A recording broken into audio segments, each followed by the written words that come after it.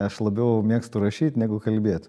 Ir dirbtinio intelekto aš net neklausinėju, dažniausiai neklausiu, o aš tik pasakau teiginį ir sakau tiesiog parašyk.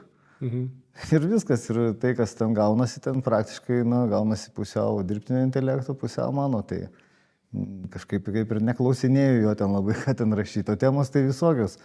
Nuo santykių temos, nuo saviapgaulės įvairiausių temų, kur dauguma pasaulio žmonių įvairiausiam apgaulėm tiki, savo tam komforto zonoje sėdi ir nenori išeiti iš tos komforto zonos, taip ir gyvena. Ir tas dirbtinis intelektas gali šiek tiek giliau padėti pakrapštyti tą tokią tiesą, kuri yra besąlyginė.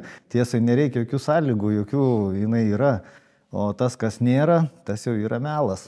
Ir čia aš nekritikuoju tų žmonių, kad jie ten tokie ar anokie, bet dažnai pastebiu, labai daug melo šiais laikais yra ir tas melas labai yra patogus žmonėms.